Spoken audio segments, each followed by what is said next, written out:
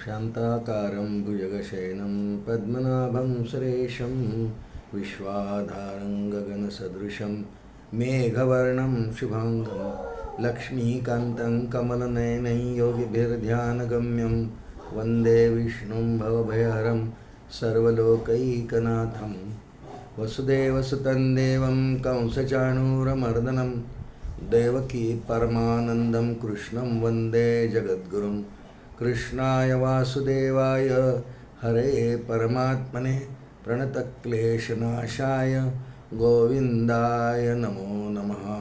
श्री गोपाल कृष्ण भगवान की जय। लक्ष्मी वेंकटेश गोविंदा गोविंदा गोविंदा। परमपूजनीय सद्गुरूंच्या कृपेने आपण श्री विष्णू सहस्रनाम या स्तोत्राच्या 1000 नावं जी आहेत भगवंतांची, त्यांचा क्रमाक्रमाने विचार करतो आहोत। एक श्लोक, त्यात जेवढी नावं असतील तेवढी आपण एका भागामध्ये चिंतन करतो आहोत। आज आपल्यासमोर जो श्लोक आहे 17वा श्लोक आहे। श्लोक म्हणू आधी आणि मग यथामती काही चिंतन मनन करण्याचा प्रयत्न करू।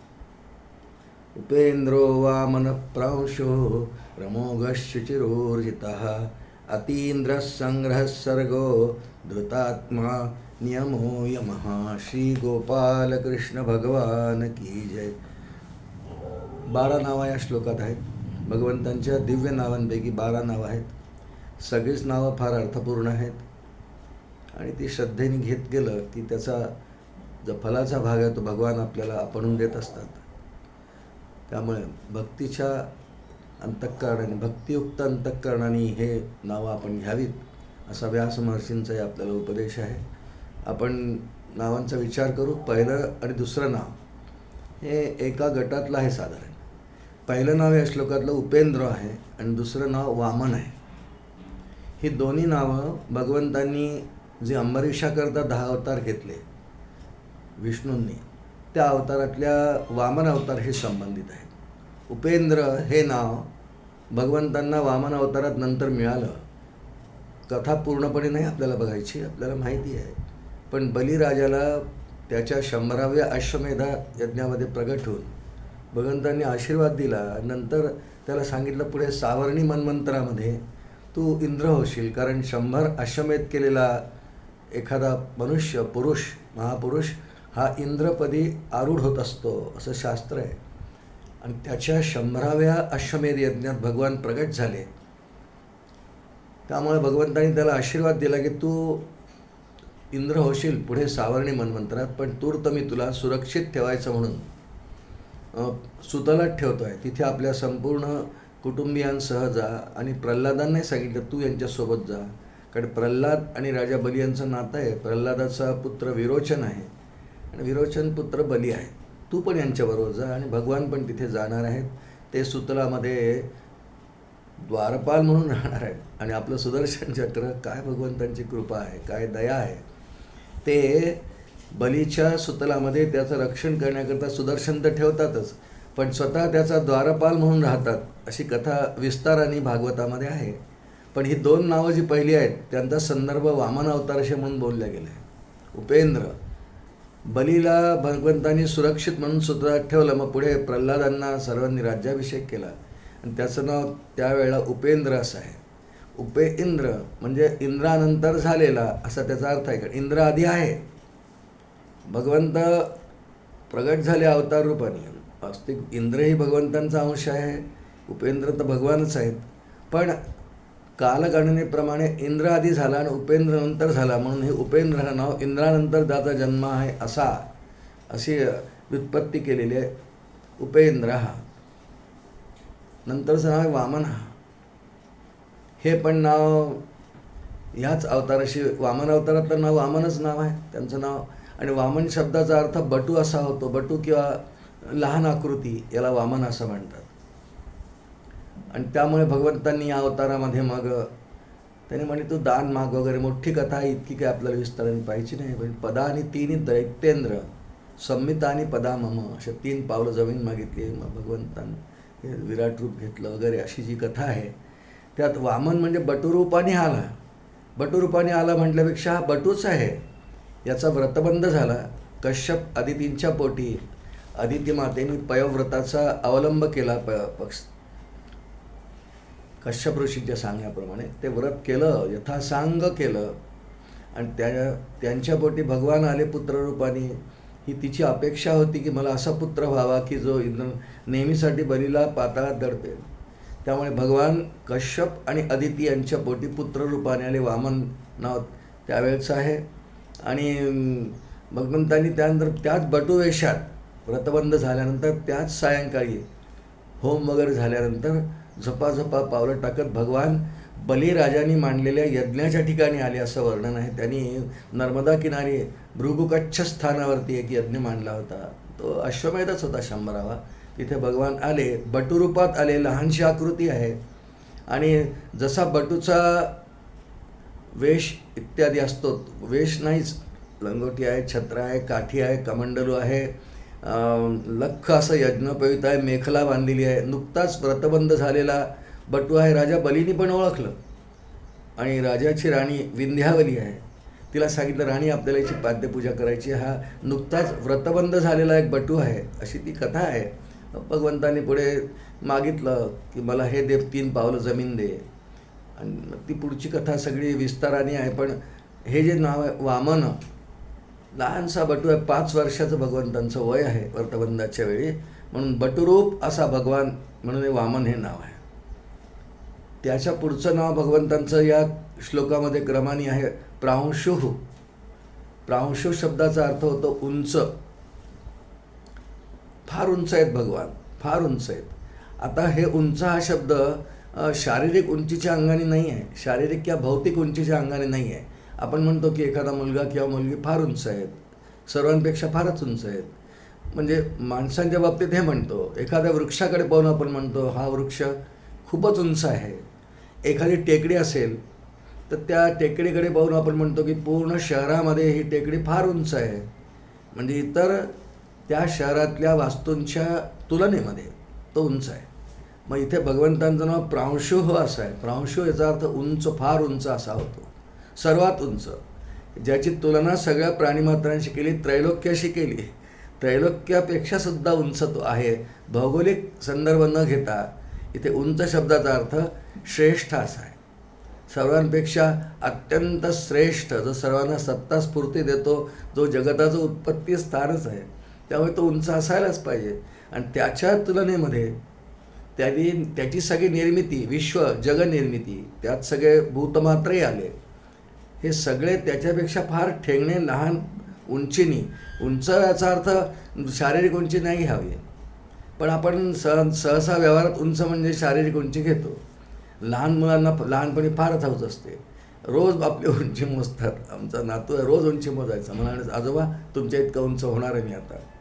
ही उंची शारीरिक उंची आहे, हौस असते त्यांना.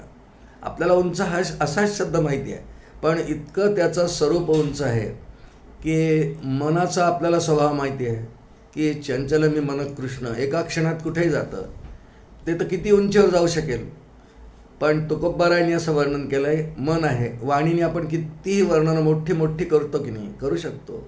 पण तुकोबारायांनी एक अभंग लिहिला, मन वाचातीत स्वरूपही तुझे, म्हणून या भक्ती माप केले. मग इतका मोठा उंच परमात्मा, उंच याचा अर्थ त्याच्यात आणि माझ्यात फार अंतर आहे. भौतिक उंचीचा विचार केला तरी, आणि त्याची जी आध्यात्मिक उंची किंवा श्रेष्ठता आहे, सर्वात उंच तोच आहे, सर्वांतर्यामी आहे, सर्वात श्रेष्ठ आहे. ज्येष्ठ श्रेष्ठ प्रजापती मागे येऊन गेला श्लोक, अतिशय श्रेष्ठ आहे. उंच त्या अर्थाने इथे उंच, प्रांशु त्या आहे अर्थाने हे नाव आहे प्रांशु.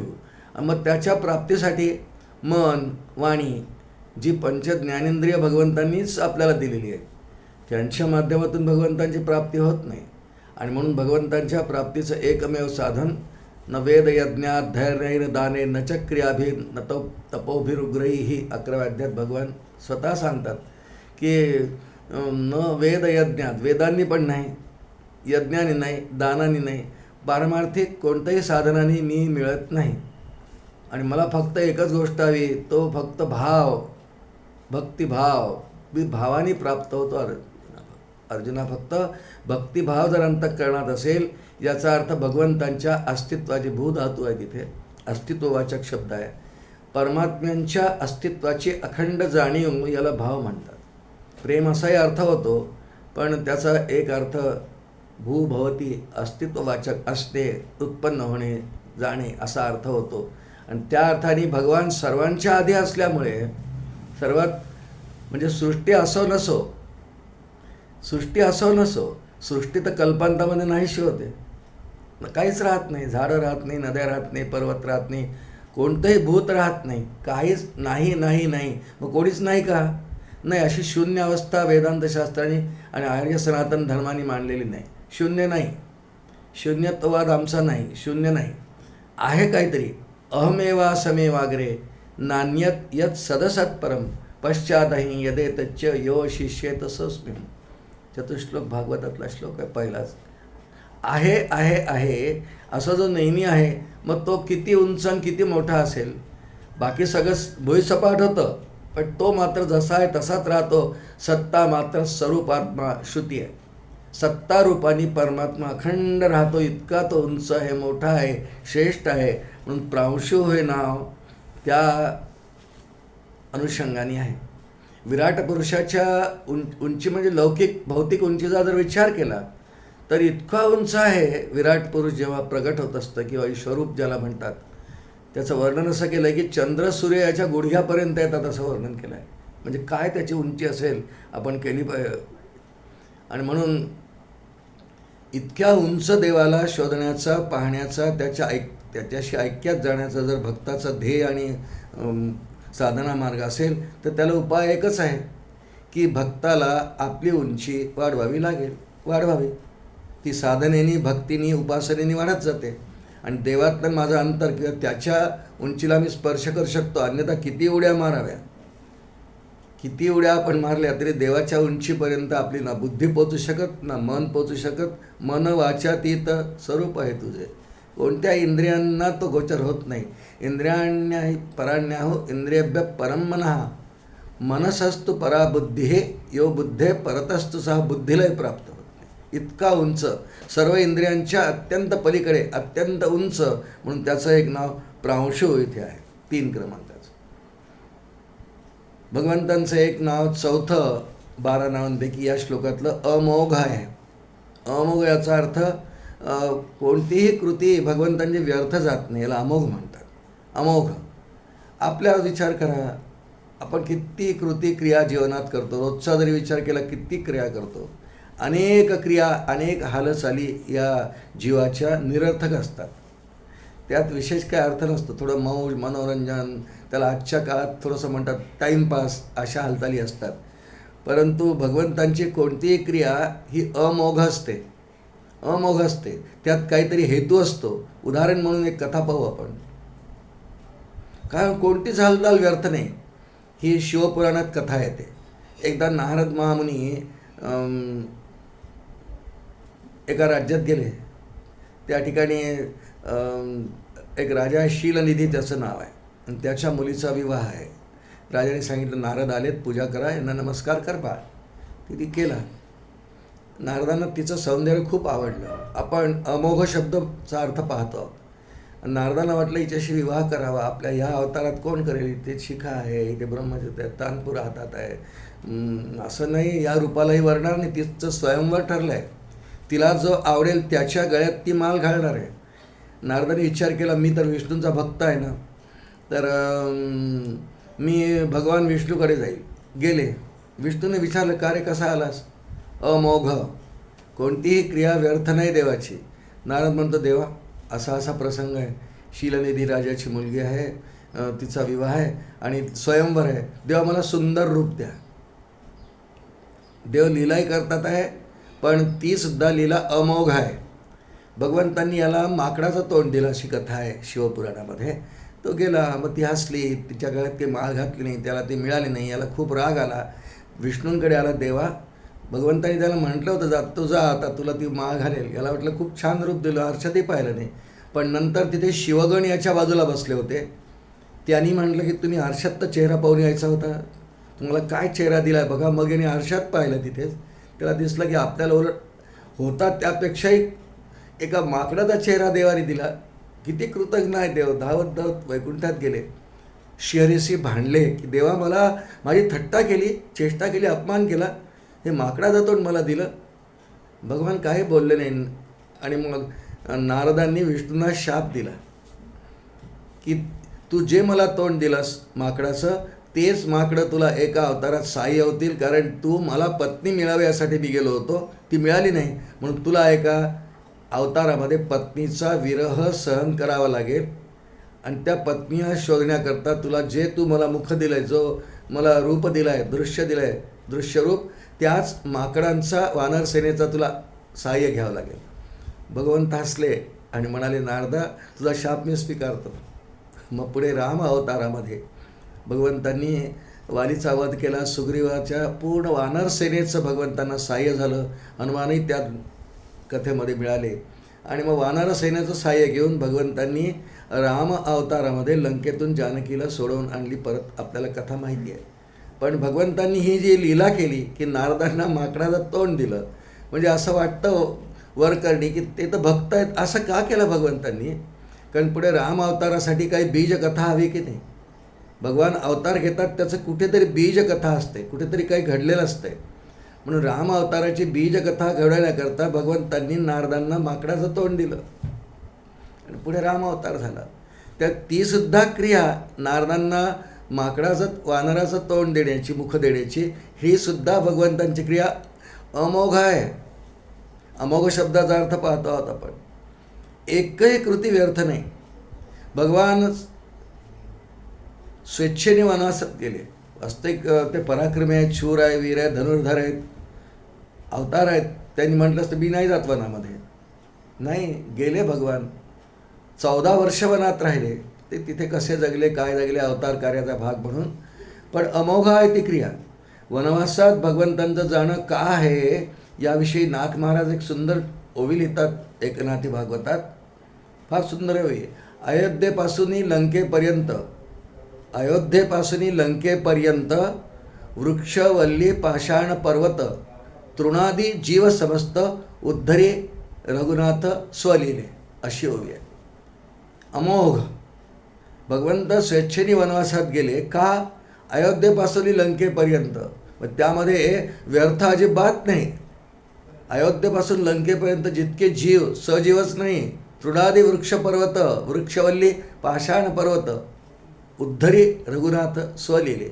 ज्या ठिकाणी एखाद्या गवताच्या काडीवर किंवा दुर्वेच्या काडीवर भगवंत पाय पडणार त्यांचा, तिचा उद्धार, दगडावर पाय पडणार त्याचा उद्धार, अहिल्या शिळा राघवे मुक्त केली माहिती आपला. राम अवतारातच नव्हे, प्रत्येक अवतारात भगवान जिथे आपले पाय ठेवतात ना, ते सगळे भूमीचे कडसुद्धा उद्धारून जातात. एकही लीला, एकही क्रिया, एकही कोणतंही कर्म भगवंतांचं अवतार घेतल्यानंतर हे व्यर्थ नसतं. म्हणून या ठिकाणी भगवंतांचं एक नाव अमोघ आहे. आणि याच्या विरुद्ध आपला विचार करावा जीवाचा. कितीतरी किंवा व्रत, काही हेतूच नसतो, निरर्थक. कितीतरी कुणाला विचार कुठे चालले, सहज संध्याकाळी फटका मारायला. ठीक आहे, त्यांनी थोडासा व्यायाम होतो, फिरलं पाहिजे, हा भाग वेगळा आहे.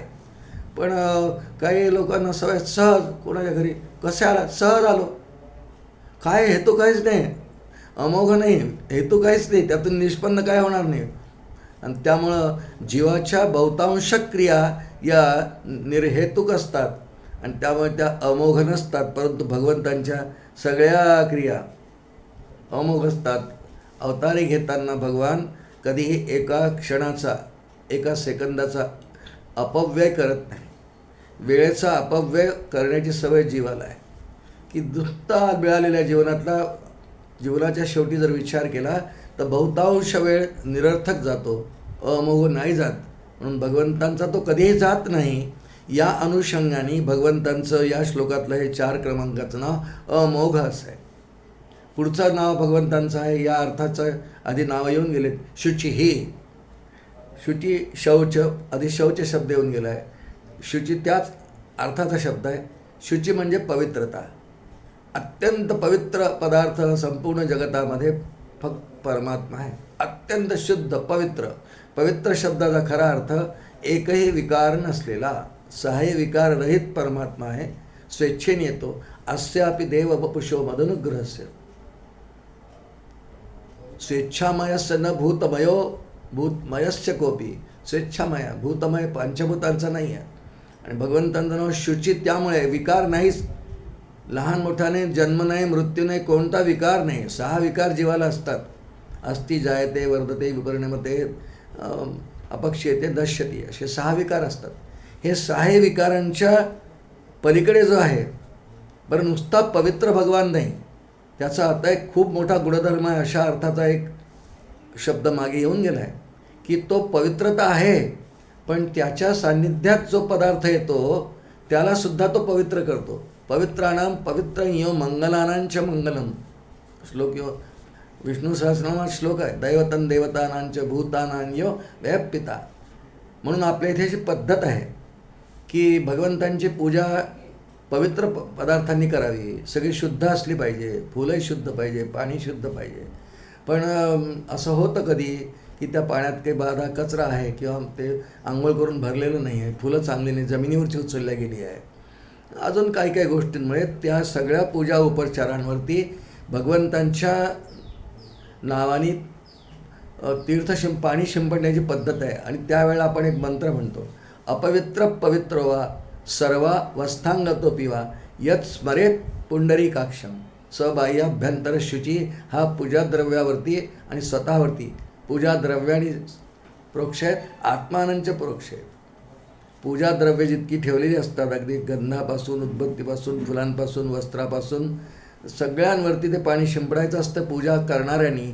आणि आत्मानंच प्रोक्ष आहेत स्वतःवरती. कशासाठी? पवित्र वस्तूची पूजा करायची आहे. मी पवित्र असलो पाहिजे, स्नान तर केलं आहे, पण अंतर्बाह्य मनात वाईट विचारही नको पूजा करता. अंतर्बाह्य शुद्धीसाठी पूजेच्या वेळी हा श्लोक म्हणून आपण अंगावरती पाणी शिंपडत असतो. आणि हे करून शुची येते.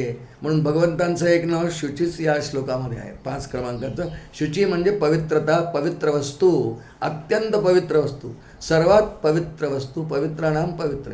म्हणजे सगळ्या पवित्र वस्तूंमध्येही अत्यंत पवित्र. तशा पवित्र वस्तू खूप आहेत, गंगा आहे, गायत्री आहे, सगळेच पवित्र आहेत. पण या सर्वांपेक्षाही पवित्र किंवा या सर्व वस्तूंना, पदार्थांना, भौतिक पदार्थांना ज्यांनी पवित्रता आणून दिलेली आहे असा परमात्मा, म्हणून त्याचंच एक नाव या श्लोकात 5 क्रमांकाचं शुची म्हणजे पवित्र असं एक नाव 5 क्रमांकाचं. ऊर्जित, पुढचं नाव ऊर्जित आहे. रमोघ शुची हे ऊर्जित. हा ऊर्जित शब्दाचा अर्थ वरची अवस्था, संपन्नावस्था. आधी एखाद्याला विपन्नावस्था असते, दारिद्र्य वगैरे असतं, पण काही मेन त्याच्या परिश्रमांनी, त्याच्या प्रारब्धाप्रमाणे, गुरूंची कृपा म्हणा, त्याला चांगले दिवस येतात, पुढे परिस्थिती बदलते. मग आपण म्हणतो की याला छान ऊर्जितावस्था आली. अगदी उदाहरण जायचं असेल एखाद्या कथेचं तर सुदामादेवांचं. अत्यंत दरिद्री आहे, चंद्रमौळी संसार आहे वगैरे वगैरे. श्रीमद भागवतात कथा आहे ते 10th स्कंदामध्ये. पण भगवंतांच्या अखंड अनुसंधानात राहिल्यामुळे, भगवंतांची भक्ती नामस्मरण केल्यामुळे सुदामादेवांची विपन्नावस्था गेली. आणि मग भागवतात वर्णन आहे, त्यांना ऊर्जितावस्था आली भगवंतांच्या कृपेने. भगवंतांच्या कृपेने ऊर्जितावस्था म्हणजे चांगली परिस्थिती, उच्च परिस्थिती, तुलनेनी आहे ऊर्जितावस्था. मग ही नुसती संपत्तीची ऊर्जावस्था नाही. बल, बुद्धी, तेज, ऐश्वर, सामर्थ्य हे गुण सगळे ज्याच्या ठिकाणी आहेत. माऊलींनी ज्ञानेश्वरीत 6व्या अध्यायात भगवंतांचं छान वर्णन केलं आहे. ऐका यशस्वी औदार्य, ज्ञान, वैराग्य, ऐश्वर हे 6ही गुणवर्य वसती जेथ, म्हणून तो भगवंतू 6व्या अध्यायात. ही सगळेसुद्धा अत्यंत ऊर्जित अवस्थेतले आहेत. म्हणजे हे जितके आपण म्हटले, ऐका, यश, कीर्ती, औदार्य, ज्ञान, वैराग्य, ऐश्वर, या 6ही हे षड्गुण, षड्गुणेश्वरी भगवान आपण म्हणतो ना, हे ते 6 गुण आहेत. पण इतके उंचीवर आहेत, इतके जास्त आहेत, इतक्या ऊर्जितावस्थेत आहेत की इतके अन्य कुणाजवळही नाही. या सर्व गुणांची अत्यंत मोठी अवस्था, श्रेष्ठ अवस्था, ऊर्जित अवस्था ज्याच्याजवळ आहे, म्हणून त्याचं एक नावच ऊर्जित ठेवलं. इतक्या अंगांनी ते आहे, इतक्या अर्थांनी त्याला ऊर्जित अवस्था आहे, नेहमीसाठी ती आहे. आणि त्याला त्यातून तो बाहेर येत नाही, त्याला विपन्नावस्था कधी येत नाही. इतरांचं असं होऊ शकतं की आज उलटं होऊ शकतं की आज ऊर्जितावस्था आहे, काळ फिरला, काही भाऊबंदकी झाली, कोणी केस टाकली, कोर्टात गेली, त्याला दारिद्र्य आलं, असं सुद्धा होणारी माणसं आहेत. पण भगवंतांची ऊर्जितता हे जे नाव आहे, अखंड टिकणारी स्थिती त्यांची ऊर्जित आहे. तिच्यात त्याचा लोप होत नाही, कमी होत नाही, जास्तही होत नाही. सर्वात श्रेष्ठ उच्च परिस्थिती आणि संपन्नता या अर्थाने ऊर्जित हा शब्द नाव हे आलेलं आहे. म्हणून भगवंतांचं एक नाव 6 क्रमांकाचं या श्लोकामधलं ऊर्जित हा असं आहे. अतींद्र हा पुढचं नाव 7 क्रमांकाचं नाव अतींद्र. इंद्र शब्द त्यात आहे, अति इंद्र. सर्व गुणांच्या बाबतीत वास्तविक इंद्र याचाच अंश आहे, इंद्र याचा अंश आहे किंवा याचा भाऊ म्हणा. कारण इंद्र हा अदितीचा पुत्र आहे, 12ही आदित्य आदितीचे पुत्र आहेत. पण हा परब्रह्मवस्तू किंवा परमात्मा जर म्हटलं तर अतींद्र ज्ञान, सामर्थ्य, ऐश्वर्य, मगाशी जेवढे गुण म्हटले ऐका, यशस्वी, औदार्य, ज्ञान, वैराग्य, ऐश्वर्य, 6ही गुणवर्य वसती जेथं तो भगवंतो.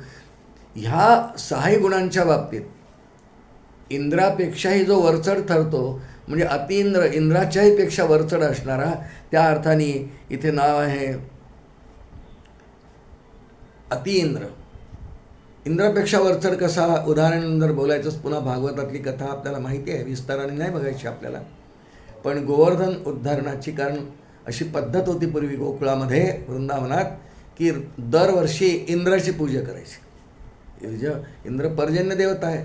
पाऊस पडला की गवत येतं, गाईला चारा मिळतो, आपल्याला पाणी मिळतं, आणि त्यामुळे इंद्राची पूजा करायची पद्धत होती. भगवंतांनी सगळी पूजेची तयारी, वसुदेवांनी आणि नंदबाबांनी, यशोदांनी केलेली सगळी तयारी भगवंतांनी इंद्राच्या ऐवजी गोवर्धनाला अर्पण केली. इंद्राच्या ऐवजी गोवर्धनाला अर्पण केली, कारण इंद्राला थोडासा गर्व झाला होता की मी पर्जन्याची देवता आहे. भगवंतांना त्या गर्व कमी करायचा होता की तू नाही, मी तुला नेमलं आहे, तू देवता आहेस पर्जन्याची, मी नेमला आहे, पण तुला गर्व करू नकोस. हे त्याला शिकवण्याकरता भगवंतांनी लीला केली.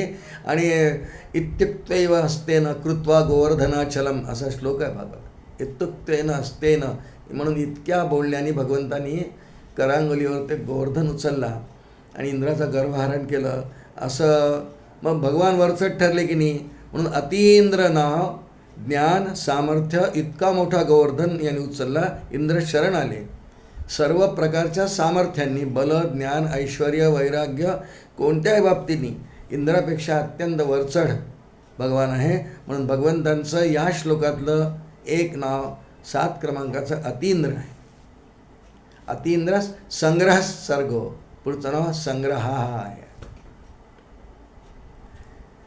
संग्रह याचा अर्थ सर्वांचं संघटन करणारा, पंचमहाभूतांचं संघटन. जी पंचीकृत होती आधी, ती स्थूल पंचमहाभूत निर्माण केली, संघटन केलं. नुसतं संघटन करत नाही परमात्मा, सकल सृष्टी, जीव, जगत निर्माण केलं. आणि सर्व सृष्टीचं उपादान कारण असल्यामुळे भगवान त्यात शिरले, प्रविष्ट झाले. तत्सृष्ट्वा तदन प्राविशत अशी श्रुती आहे. ते सर्व उत्पन्न करून भगवान त्यात प्रविष्ट झाले आणि सर्व भूतमात्रांचा एक संग्रह असा तयार झाला. संग्रह म्हणजे अनेक, पहा संग्रह शब्द आपल्याला चांगला कळतो. अनेकांना अनेक छंद असतात की हे गोळा करा, नाणी गोळा करा, कोणी पेंटिंग गोळा करतात, कोणी शस्त्रांचे प्रदर्शन लावतात, शस्त्र गोळा करतात शिवरायांच्या काळातली वेगळी, कोणी पोस्टल तिकीट्स गोळा करतात, कोणाला काय छंद असेल, कोणी संगीताच्या सगळ्या वस्तू गोळा करतात, कोणी काय करतात, कोणी शोकेसमध्ये ठेवण्याकरता अनेक फ्रेम्स घेतात. हे संग्रह आपण करतो. पण या सर्वांपेक्षा सुद्धा सगळ्यात मोठा संग्राहक भगवंत आहे. कर्म, उपासना, ज्ञान, सर्व जीवांचे कर्म, उपासना, ज्ञान. समजा एखाद्याचं उपासना करता करता प्राण गेला तर त्याचे सगळे कर्म, सगळ्या प्राण्यांचे सगळे कर्म सुरक्षित ठेवतो आपल्या हृदयाकाशात बीजरूपाने. त्याला मायेच्या त्या रूपाला प्रधान म्हणतात. आणि सुरक्षित ठेवतो बीज, सगळ्या प्राणीमात्रांच्या वासनांची बीज एकत्र करून, म्हणजे संग्रहित करून ठेवायची आणि सांभाळायची. नुसता संग्रह करत नाही, तो संग्रह सांभाळायचा. कुठपर्यंत? पुढच्या वेळची सृष्टीच्या उत्पत्तीची वेळ, पुढचं नाव येतं ते सर्ग, ते येईपर्यंत ते सगळी बीज धारण करायची, सांभाळायची. मी बीज आहे सर्व पृथ्वीचं. पिताहमस्य जगतो माता धाता पितामहा किंवा बीजम तदहमर्जुन. मीच बीज आहे आणि बीजरूपाने सगळ्यांची बीज धारण करून एकत्र करणारा म्हणजे संग्रह करणारा आणि सुरक्षित म्हणजे सांभाळून ठेवणारा. यथासमय त्यांना अंकुर फुटतील, त्यांचं फलोन्मुखतेचा वेळ येईल, त्या वासनांना फलं यायची वेळ येईल, त्यावेळेला पुन्हा सृष्टी निर्माण होईल आणि मग ज्या त्या प्राण्याला आपल्या आपल्या कर्मा वासना परत देऊन भोगायला लावतो, त्यासाठी भोग्य पदार्थ निर्माण करतो. म्हणून संग्रहाचा संग्रह करणारा. सामान्य माणसाचा अनुभव घेतला तर आपल्याला काहीही कोणता केलेला संग्रह हा आपल्या उद्धारासाठी काहीच कामात पडत नाही. योगवासिष्ठामध्ये श्लोक आहे, धनानि भूमो पशवश्च गोष्टे भार्या गृहद्वारी जनस्मशाने देहश्चितायाम परलोक मार्गे कर्मानुगो गच्छती जीव एक. असा श्लोक आहे. धनानि भूमो, पुष्कळ धन आहे. आता भूमोमध्ये पूर्वीच्या काळातला श्लोक आहे. लोक बँका वगैरे नव्हत्या, लोक जमिनीत धन सोनं पुरून ठेवायचे. वेळ आली, गरज पडली की ते काढायचं आहे. विवाह आहे, काही घ्यायचं आहे, भूमी विकत घ्यायची आहे, दान करायचं आहे, तर जमिनीतून काढायचे. धना आणि भूमो ते तसंच राहतं. मनुष्य जाताना यातलं काही नेत नाही. धना आणि भूमो पशवश्च गोष्टे, पशुगोठ्यातच राहतात. भार्या गृहद्वारी, भार्या दारापर्यंत घराच्या, त्यांना तिथे यायची परवानगी नाही. जनस्मशाने, सगळे परिचित लोक, नातलग, हे सगळे स्मशानापर्यंत. देह चितायाम, चितेपर्यंत देहाची साथ. पुढे कर्मानुगो इतका सगळा संग्रह केला. धनाचा केला, पशूंचा केला, स्त्रीचा केला, मुलांचा केला, ओळखीच्या आप्त लोकांचा केला, समाजाचा केला. सगळा संग्रहच आहे. हा संग्रह मनुष्य जन्मभर गोळा करतो. नवीन नवीन वस्तू जोडतो, नवीन नवीन मित्र करतो, नवीन नवीन ठिकाणं पाहतो. हे सगळा परिग्रह जमा करतो, संग्रह याला म्हणतात. आणि शेवटी तो असाच इथे ठेवून जावं लागतं. एक सुई बरोबर नाही नेता येत, एक टाचणी पण नाही नेता येत, काहीच जात नाही. खाली हात आहे थे, खाली हात जाण आहे. पण परमात्म्याचं असं नाही. तो ज्या ज्या वस्तूंचा संग्रह करतो, सर्व जीवांच्या वासनांचा संग्रह करून पुंज बनवतो, तो तसाच राहतो, सुरक्षित ठेवतो बीजरूपाने.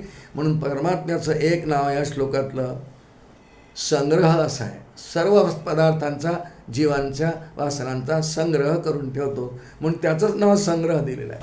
संग्रह करून ठेवणारा म्हणून संग्रह. पुढचं नाव 9 क्रमांकाचं आहे, सर्ग.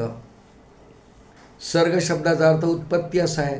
मागच्या जे नाव झालं त्याच्याशी थोडा याचा संबंध आहे. संग्रह करून ठेवला हृदयाकाशात, सर्व जीवांच्या वासना आपल्या अंतःकरणात ठेवल्या.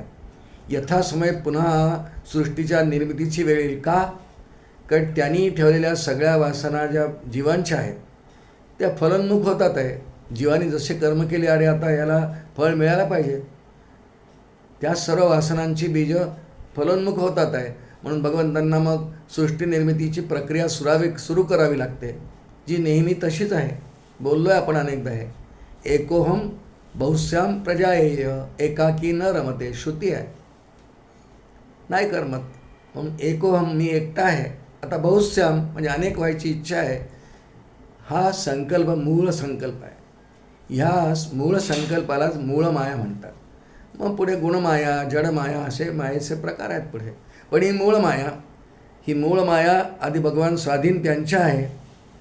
तिला सांगतात की उत्पत्ती करायची आहे आणि पुढे मग त्या मायेमध्ये दोन्ही परिवर्तन, गुणमाया जडमाया होऊन त्रिगुण पंचमहाभूत निर्माती होऊन मग निर्मिती होऊन पुढे ब्रह्मदेव निर्माण होतात. सगळ्यात पहिल्यांदा सृष्टी उत्पन्न होत असताना या सृष्टीचा पहिला घटक निर्माण होणारा ब्रह्मदेव आहे.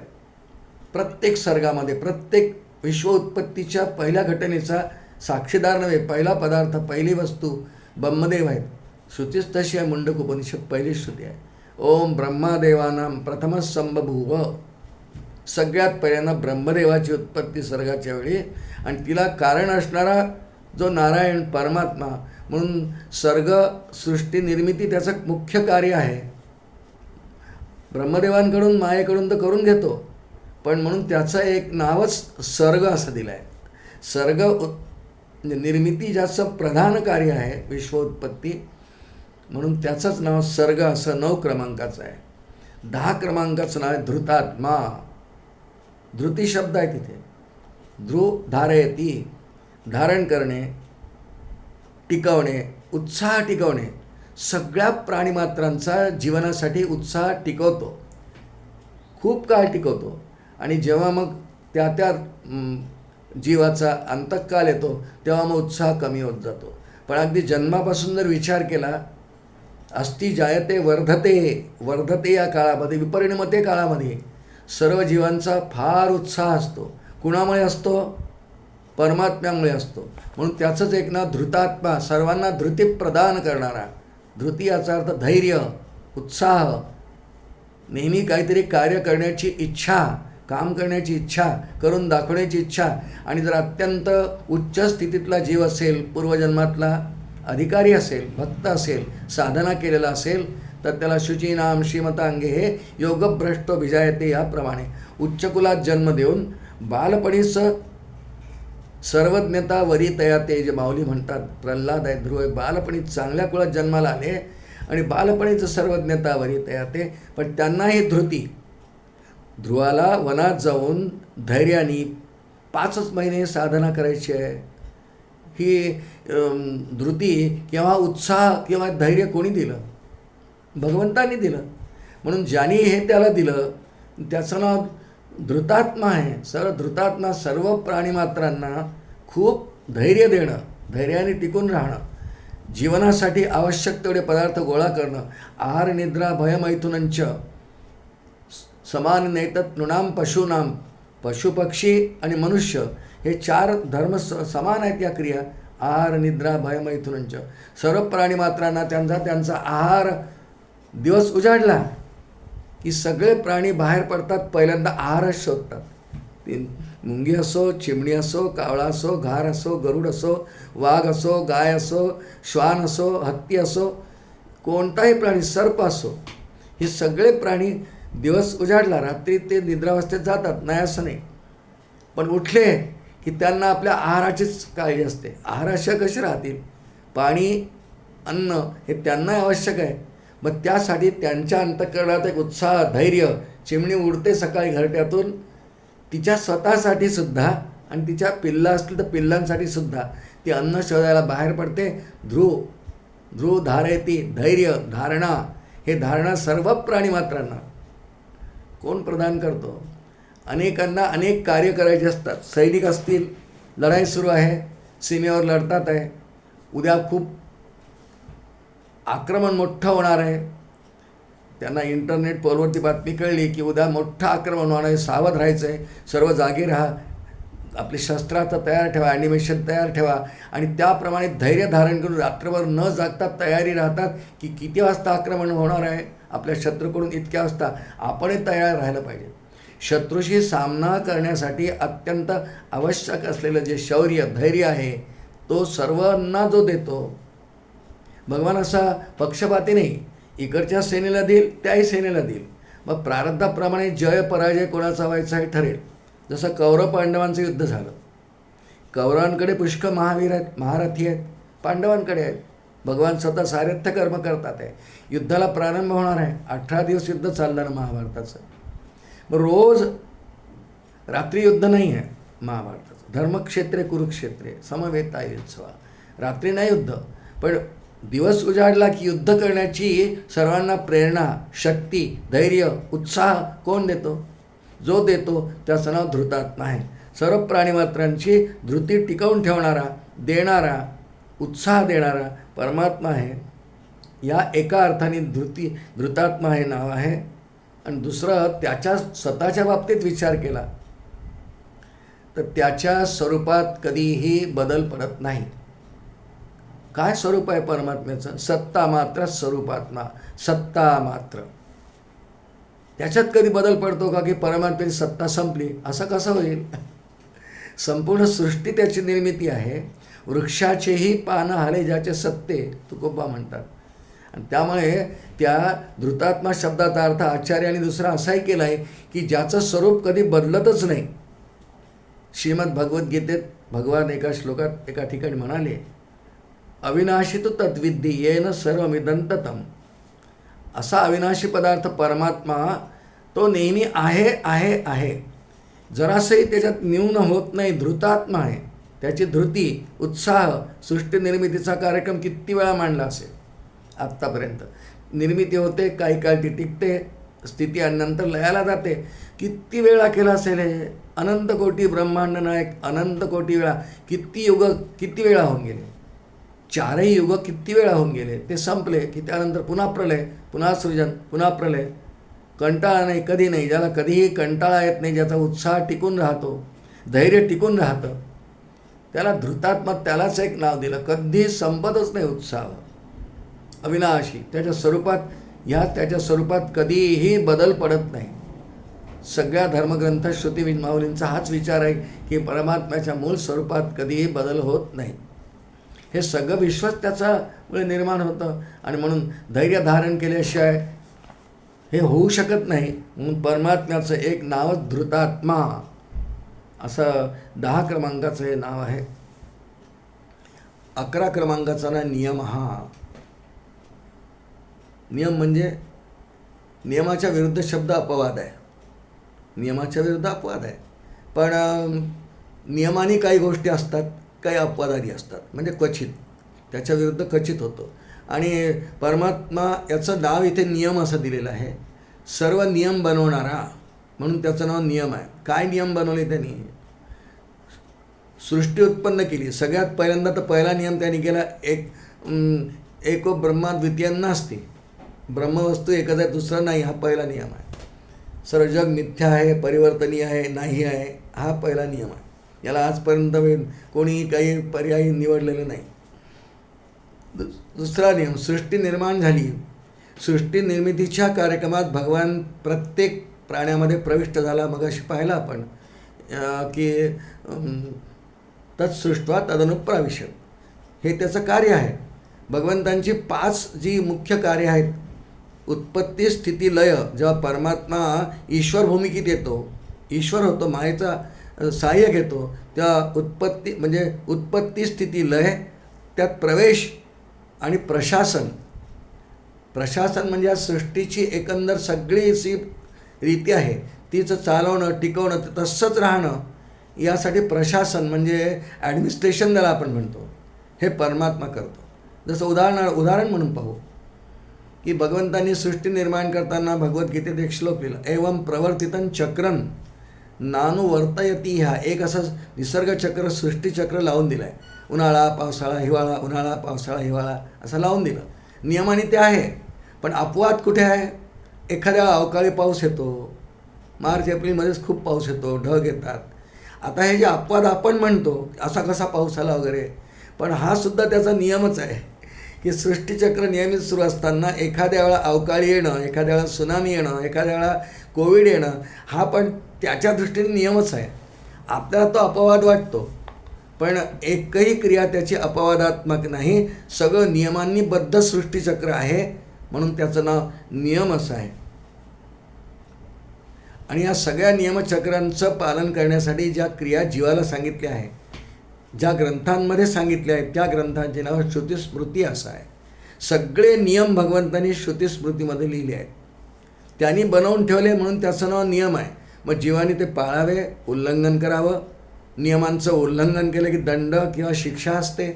श्रुतिस्मृती ममैवाज्ञे यस्तु उल्लंघ्य वर्तते आज्ञाच्छेदी ममद्रोही न मे भक्ता न मत्प्रिया, असा श्लोक आहे. श्रुतिस्मृती ममैवाज्ञे, श्रुतिस्मृती मी लिहिल्या. श्रुती आणि स्मृती ग्रंथामध्ये या जीवासाठी काही नियम दिले आहेत, सर्व जीवांसाठी. म्हणजे मनुष्य प्राण्यांसाठी, पशुपक्ष्यांसाठी, चारी वाणी चारी खाणी, सर्वांसाठी नियम दिले आहेत. त्यांनी तसंच वागलं तर ठीक, नाही तर मग दंड मिळतो. सहसा पशुपक्षी नियमांचं उल्लंघन करत नाही, पण नियमांचं उल्लंघन मनुष्ययोनीतला जीव मात्र सतत करतो. नियम भगवंतांनी बनवले आहेत की असं असं केलं पाहिजे, असं असं राहिलं पाहिजे. मग नियमांचा कधी भंग न करणारा, नियमाने सृष्टी चालवणारा. बघा, उदाहरण म्हणून पाहू.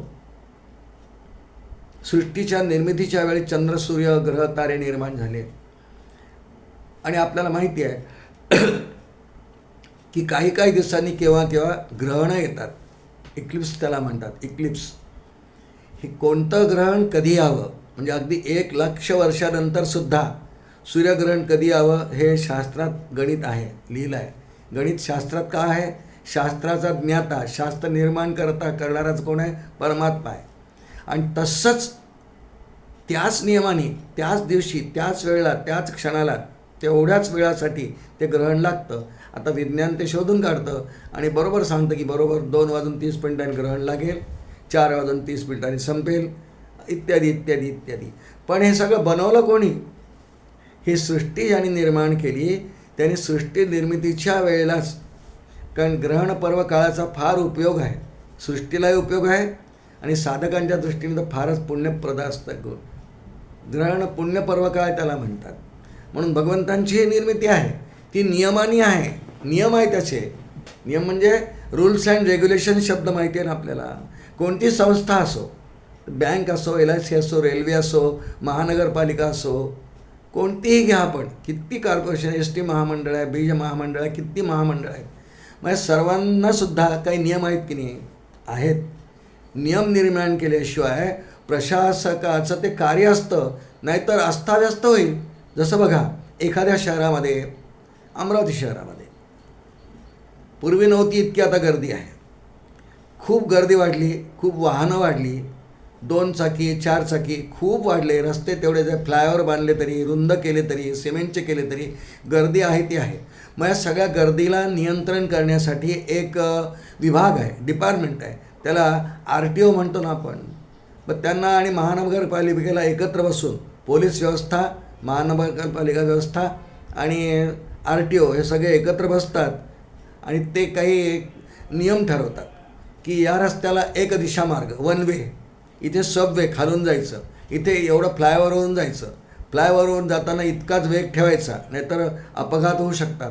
असे काही सर्व प्रजेच्या हितासाठी नियम प्रशासकाला बनवावे लागतात. आणि प्रशासक ते बनवतात, वारंवार सभा घेतात, मिटिंग घेतात, नियम घेतात, बदलतात. उत्सव असेल, जसं जगदंबेची यात्रा भरते अमरावतीमध्ये, कधी सर्कस आली, कधी एखाद्या पंतप्रधानांचा अमरावतीला व्हिजिट आहे, कोणते मंत्री येणार आहे, राजकीय सभा आहे, त्यावेळेला विशेष नियम बनवावे लागतात. काही रस्ते बंद करावे लागतात, त्याच्यावरून कोणतंही वाहन जाऊ देता कामा नये, फक्त पायी चालणारे जातील, असे नियम. काही तत्कालिक नियम, काही नेहमीसाठी. कोणत्या कोणत्या शहरांमध्ये हेल्मेट घालणं नियमाने कंपल्सरी केलं आहे, कारण लोकांच्या सुरक्षिततेसाठी. प्रशासक जो असतो तो संपूर्ण प्रजेच्या सुरक्षिततेसाठी असतो. परमात्मा सृष्टी निर्माण तर करतो, पण प्रतिपाळ जो करतो, सांभाळतो, त्याच्या अंतर्गत हे नाव होतं नियम. म्हणून नियमांनी तो त्यांना बद्ध करतो. नियम ओलांडणं यस्त उल्लंघ्य वर्तते. श्रुतिस्मृती ममई वादने, आणि भगवंतांनी बनवलेले सगळे नियम श्रुती आणि स्मृतीमध्ये आहेत. श्रुतिस्मृती ममई वादने यस्त उल्लंघ्य वर्तते, याचं उल्लंघन जे करतात, आज्ञाच्छेदी ममद्रोही, हे माझे द्रोही आहेत. आणि द्रोहाची शिक्षा असते, दंड असतो, आणि ते भगवान त्यानुसार दंड देतात. म्हणून भगवंतांचं एक नावच या ठिकाणी नियम असं आहे का नियम बनवणारा म्हणून भगवंत आहे, म्हणून त्याचं एक नावच नियम असं आहे. त्याच्यानंतरचं नाव या श्लोकातलं आहे, 12 क्रमांकाचं नाव आहे यम. यम, आपल्याला यमदेवता माहिती आहे, हे संहाराची देवता आहे. सृष्टी जेव्हा समाप्त करतो तेही कार्य ईश्वराचंच आहे, पण त्यासाठी नेमणूक मात्र यमधर्मांची केलेली आहे. म्हणून भगवंतांचं जे एक नाव यम, सर्वांचा संहार करणं. अजून एक अर्थ आचार्याने दिला आहे, यम याचा अर्थ नियमन करणारा असा अर्थ आचार्याने दिला आहे. प्रत्येक जीवाच्या अंतःकरणात तो आहे ना. ईश्वर सर्वभूतानां हृद्देशेर्जुन तिष्ठती भ्रामयन सर्वभूतानी आहे परमात्मा. प्रत्येकाच्या अंतःकरणात परमात्मा आहे. तिथे राहून तो सगळ्यांच्या वृत्ती पंचज्ञानेंद्रियाद्वारे जे बाहेर वृत्ती धावतात त्या वृत्तींचं नियमन करणारा, त्यांना थोडासा आवरणारा. आणि म्हणून भगवंतांचं एक नाव त्या अंगाने यम असं आहे, सर्व इंद्रियांच्या वृत्तींचं नियमन करणारा, म्हणून तो यम असं त्याचं नाव या श्लोकातलं 12 क्रमांकाचं नाव आहे. शिवाय योगशास्त्रामध्ये सत्य, अस्तेय, अहिंसा, ब्रह्मचर्य, अपरिग्रह इत्यादी यम सांगितले. हे यम आहेत 6 यम आहेत, 6 नियम आहेत. हे गुण ज्याचं स्वरूप आहे. सत्य, अस्तेय, अहिंसा गुण मानले आहेत. ब्रह्मचर्य आणि अपरिग्रह हे 6 गुण ज्याचं स्वरूपच आहे. आणि म्हणून परमात्म्याचं एक नाव हे 12 क्रमांकाचं या श्लोकामधलं यम असं आलेलं आहे. श्रोते हो, याप्रमाणे ह्या श्लोकामध्ये भगवंतांची एकंदर 12 नावं आहेत. श्लोक एकदा पुन्हा म्हणू. उपेंद्रो वामन प्रांशुः अमोघ शुचिरोर्जितः अतींद्र संग्रह सर्गो धृतात्मा नियमो यमः.